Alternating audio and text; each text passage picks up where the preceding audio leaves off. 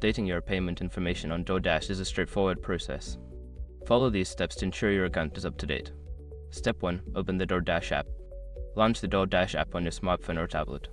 Make sure you are logged into your account to access your settings. Step 2. Go to Account Settings. Tap on the account icon, usually located in the top left or bottom right corner of the app. From the menu, select Account Settings to access your payment options. Step 3. Select Payment Methods. In the Account Settings menu, look for the Payment Method option. Tap on it to view your current payment methods and options to add or edit them. Step 4. Update payment information. To update your payment information, select the payment method you want to change. You can edit existing details or add a new credit or debit card by entering the required information.